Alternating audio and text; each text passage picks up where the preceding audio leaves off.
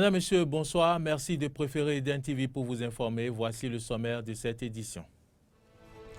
Célébration de la Journée internationale de la danse ce 29 avril, une commémoration qui précise la portée de la danse et lui confère toute son universalité. Des acteurs béninois de la danse nous en parlent dans ce journal. Les membres du groupe Gbekun ont présenté l'alphabet Gbekun ce mercredi 28 avril 2021. C'était au cours d'une conférence de presse publique. Le point dans cette édition. Après 100 jours à la tête de la première puissance mondiale, Joe Biden s'est exprimé hier en faisant le premier bilan de son mandat. Voilà pour le sommaire de cette édition.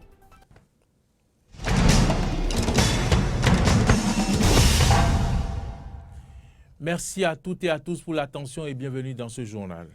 Je vous l'annonçais en titre, le 29 avril de chaque année, la communauté internationale célèbre la danse.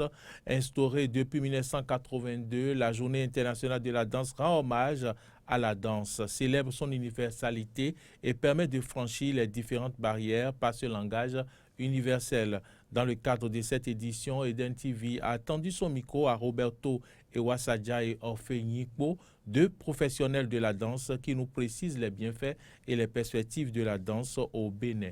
Ils sont au micro de Aristide Setti. La danse, c'est de l'art. C'est de l'art, c'est l'art du mouvement. C'est l'art du mouvement qui permet de mettre le corps en transe. Donc l'élément fondamental, pour qu'on parle de danse, c'est le corps. Donc, il y en a qui en ont fait une profession, c'est parce que nous sommes au Bénin, qu'on ne voit pas des centres universitaires dédiés à la danse. Mais sous d'autres cieux, des gens, après le baccalauréat, ils font des instituts de danse. Donc voilà. Maintenant, est-ce que ça nourrit et son être, en fait, ça c'est une question et puis je laisse le soin à tout un chacun de nous voilà, d'apprécier. D'abord, il faut comprendre à travers le mot danse que la danse, c'est l'élaboration de mouvements pour communiquer. L'élaboration de mouvements pour communiquer, mais cela se fait par l'expression du corps dans un espace donné et dans un temps donné. Nous avons plusieurs types de danses. Nous avons les danses patrimoniales, nous avons les danses contemporaines, nous avons les danses urbaines. Il y a multiples types de danses aujourd'hui que nous exécutons, mais plutôt que les danses patrimoniales, je ne peux que parler de moi. Les danses patrimoniales, on le déçu surtout ce qui reste comme danse. Hein. Aujourd'hui, on pratique toutes les danses, mais les danses patrimoniales accompagnent les autres danses aujourd'hui. Tout individu qui pratique la danse doit avoir un bien-être. Parce que d'abord, la danse nous permet d'être physiquement en forme. La danse nous permet, comme l'a dit, comme nous le savons tous, la danse est thérapeutique. Donc déjà avec la danse, vous, quand vous êtes en face d'un spectacle où c'est rien que des danseurs qui font de belles danses, ça va vous permettre de sourire, de rire même. Et là, déjà, c'est déjà thérapeutique. Parce que nous savons tous que le rire est thérapeutique. Là, déjà, par rapport à la danse nous permet de nous maintenir, ça nous permet d'être en bonne santé. Qu'est-ce qui prouve que nos enfants auront encore, c'est-à-dire cet engouement à la chose patrimoniale. Donc, qu'on le veuille ou non, si on n'y prend pas garde, petit à petit, ça va mourir. Ça va mourir et au cours de nos réflexions, notre souhait est que l'État nous accompagne davantage. Pour que ceux qui nous regardent se disent, ah tiens, ceux qui sont dans ce secteur, ils vivent mieux. Quand on sait, un peu comme les transitaires, on sait que dans ce passé récent, quand on dit transitaire, il y a de l'argent, tout le monde va faire ce métier. Donc il faut que l'État nous accompagne véritablement. Sinon, si on n'a pas des subventions adéquates, on ne pourra pas continuer dans ce métier. Conférence de presse publique du groupe Gbekun ce mercredi 28 avril 2021. Les membres du dit groupe ont présenté l'alphabet Gbekun et ont fait le bilan des 2 premières phases de la tournée de sensibilisation dans le cadre de la promotion de cet alphabet. Le point avec Clémence Tonoucoin. Le groupe Gbekun travaille depuis bientôt 30 ans à la problématique du lien entre langue nationale, éducation et développement au Bénin à travers l'alphabet Gbekun. Cet alphabet de 33 lettres permet de transcrire toutes les langues du Bénin. L'alphabet Gbekun a déjà été présenté dans 45 communes du Bénin. Zénaïde Atinogbe, spécialiste des questions éducatives et culturelles, parle de la vision qui sous-tend la création de... L'on n'est intelligent que quand on utilise sa propre langue comme langue de travail et la capacité d'intelligence d'un être humain est assise sur un alphabet qui répond au nom de sa langue et qui lui permet de la transcrire aisément. Les réalités tangibles du sous-développement sont là, mais nous nous lançons dans des batailles inutiles. C'est face à toutes ces réalités quotidiennes que la nature, dans sa justesse, a inspiré le compatriote Tokbeji Adigbe, qui a inventé l'alphabet authentique Gbekun, qui permet de transcrire toutes les langues du Bénin sans distinction. Si l'Afrique occupe aujourd'hui la place du continent sous-développé, c'est parce que nous avons commis le péché d'adopter des langues étrangères comme langue de travail, a laissé entendre le conférencier Siedolo Nunayon pour indiquer clairement ce qui motive la nécessité de cet alphabet. Plusieurs chaînes nous retiennent et nous empêchent d'aller au développement et nous devons impérativement couper ces chaînes pour évoluer. L'alphabet Gbekun est l'outil qui nous permet de couper ces chaînes et redonner à l'homme noir sa dignité. L'alphabet Gbekun nous permet tous de nous instruire dans nos langues maternelles car toutes les langues sont égales et peuvent tous véhiculer le savoir. Aujourd'hui, notre pays dispose de sa propre école. Elle nous permet de construire la nation béninoise, de bâtir les citoyens patriotes de demain et de délivrer l'Afrique de la recolonisation. Cette école doit être désormais le modèle à mettre en œuvre partout sur l'étendue du territoire et au-delà. À la fin de la conférence, un appel a été lancé à tous les gouvernants à divers niveaux, les invitant à accorder du crédit à cette initiative pour permettre au Bénin de se frayer son chemin de développement. L'Agence nationale d'identification des personnes ANIP a donné un point de presse ce mercredi 28 avril 2021 pour apporter des clarifications au sujet de la polémique autour de la reconnaissance de la paternité d'un enfant devant l'autorité. Clémence Tonoucoin et Damien Pedro. Le gestionnaire mandataire de l'Agence nationale d'identification des personnes ANIP a affirmé que la disposition qui fait polémique n'est pas nouvelle. Cyril Goubedji a déclaré que la disposition existait dans le Code de l'enfant adopté par l'Assemblée nationale en 2015. La loi numéro 2020-34 du 6 janvier 2021 portant dispositions spéciales de simplification et de gestion dématérialisée de l'enregistrement des faits d'état civil n'a fait que repréciser cette disposition. C'est tout simple, ça se fait déjà, ce n'est pas une nouveauté. Mais on peut aller plus loin. Au travers des dispositions de la loi 2020-34, promulguée le 6 janvier 2021, le législateur a précisé son intention. Alors que dans le Code de l'enfant, il avait exigé que la femme présente l'acte de reconnaissance de grossesse, il a enfin disposé que l'agent de déclaration ne porte sur le registre ou sur la fiche plutôt de déclaration les informations du présumé père qu'au vu de l'acte de reconnaissance de paternité de l'enfant. Cette disposition de la loi 2020-34 vient donc clarifier désormais l'esprit du Code de l'enfant quant à la question de l'acte de reconnaissance de paternité. Mieux, la reconnaissance de paternité apparaît dans la loi 2020-34 comme un élément structurant de la vision de transformation du secteur de l'état civil. Désormais, la déclaration de naissance d'un enfant au registre national au Bénin n'incombe plus aux parents, mais plutôt aux services publics de santé. D'où l'instauration d'un registre national des personnes physiques. Avec la réforme, désormais, toute naissance est inscrite au registre national des personnes physiques avant de pouvoir apparaître à l'état civil. Du coup, le curseur de responsabilité s'est déplacé. Qui déclare l'enfant au registre national des personnes physiques?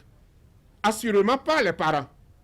C'est plutôt le service public de santé qui a connu de l'accouchement de l'enfant qui déclare au registre national des personnes physiques l'événement de naissance. En cas d'absence du certificat de reconnaissance de paternité, l'enfant évolue avec le nom de la mère. Le Conseil des ministres s'est tenu ce mercredi en présence du chef de l'État, Patrice Talon. Plusieurs décisions ont été prises et de nouvelles nominations prononcées. On fait le point avec le ministre porte-parole du gouvernement, Maître Alain Orola. Au titre des mesures normatives, le Conseil a adopté les décrets portant approbation des statuts de l'Agence de contrôle des installations électriques intérieures, Contrelec, et nomination des membres du conseil d'administration. Nomination des membres du conseil d'administration de la Société nationale des hydrocarbures du Bénin SA, SNH Bénin SA. Nomination du représentant du ministère de l'Agriculture, de l'Élevage et de la Pêche au sein du conseil d'administration de l'Agence béninoise de sécurité sanitaire des aliments, ABSA. Nomination des membres du conseil d'administration du Centre multimédia des adolescents et des jeunes du Bénin, CMA-JB. Nomination du représentant du ministère de la Santé au sein du conseil d'administration du Centre hospitalier universitaire de Porto Novo. Réquisition de terrain dans le cadre des travaux du projet de construction de pipeline d'exportation Niger-Bénin. Modification des statuts de la Société de gestion des déchets et de la salubrité urbaine dans le Grand Nokoué, SGDS-GN SA. Au titre des communications, transformation de l'Agence nationale de mécanisation agricole, ANAMA, en Société nationale de mécanisation agricole, SONAMA SA. Créée en 2019, cette agence avait pour mission d'assurer la mise en œuvre de la politique nationale de développement agricole ainsi que la coordination des interventions en matière de mécanisation. Dans le but de renforcer la mécanisation de notre agriculture, le gouvernement a décidé de transformer l'ANAMA en une société d'État afin de lui permettre de réaliser des activités commerciales et industrielles, puis de contribuer de manière plus conséquente au programme de modernisation du secteur agricole. Aussi, le Conseil a-t-il marqué son accord pour la création de la Société nationale de mécanisation agricole, SONAMA SA, société anonyme avec conseil d'administration dotée d'un capital social de 1 milliard de francs CFA par affectation de quote-part du compte courant de l'État dans le bilan attesté par le commissaire aux apports lors de la création de l'ANAMA.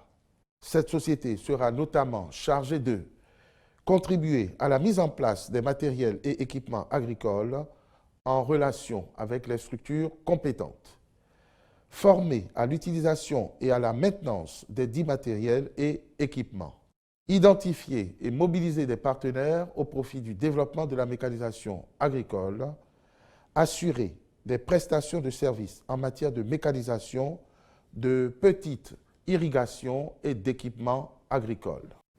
En interactualité, après 100 jours à la tête de la première puissance mondiale, Joe Biden s'est exprimé hier en faisant le premier bilan de son mandat. Il parle des réformes qui font davantage grandir l'Amérique. Suivez.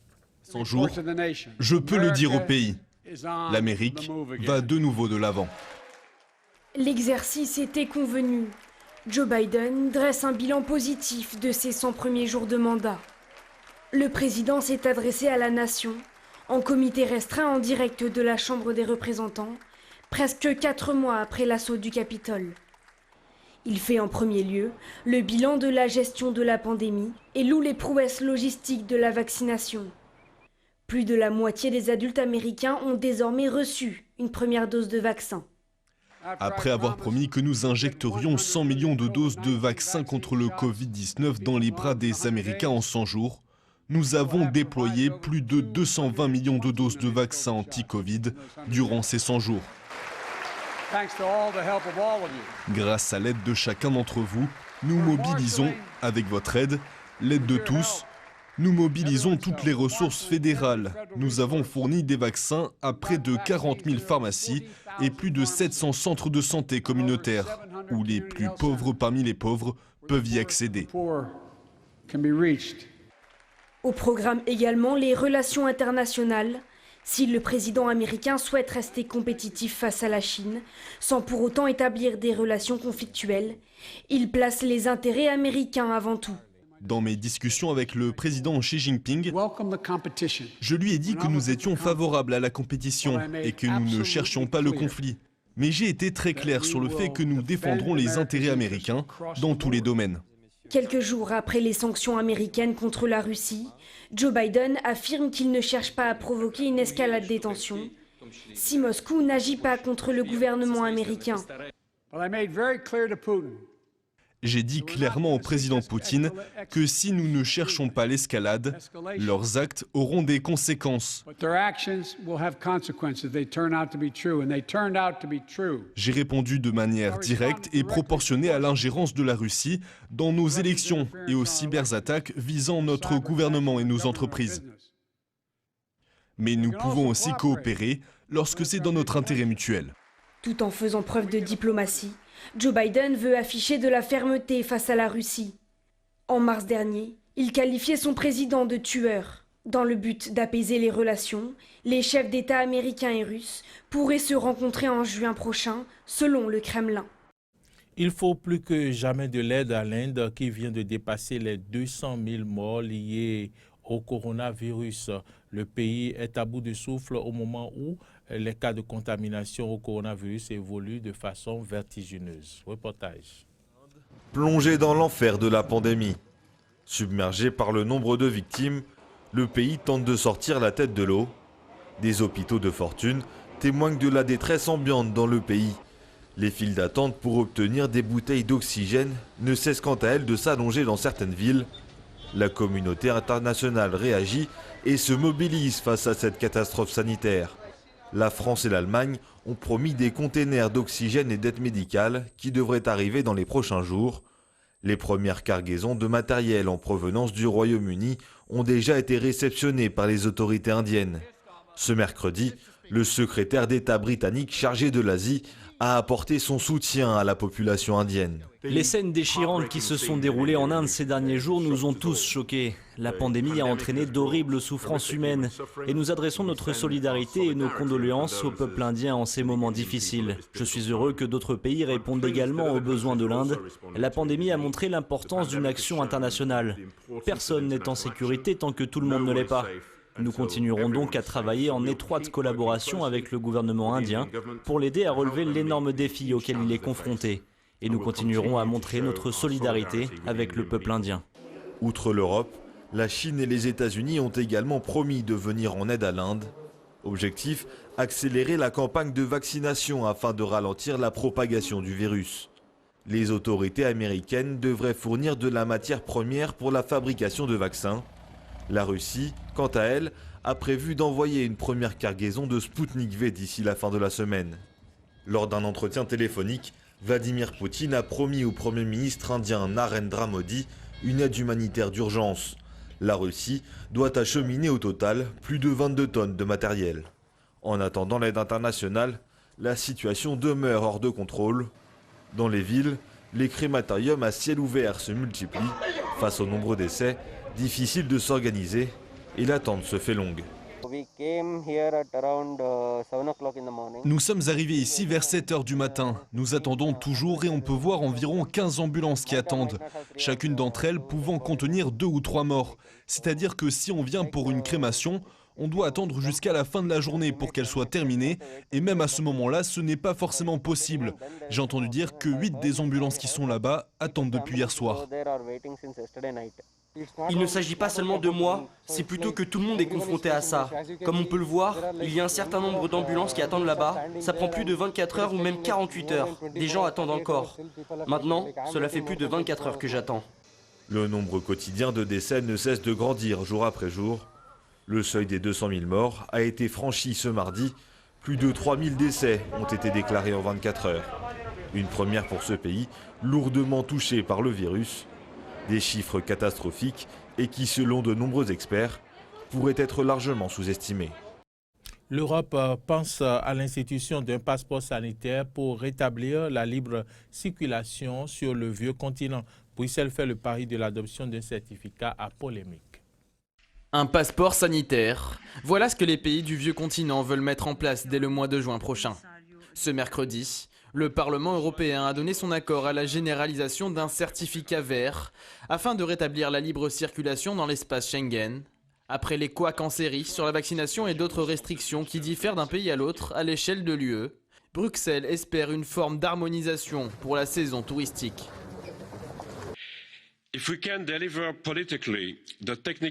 Si nous pouvons tenir nos promesses sur le plan politique, la solution technique sera prête à temps.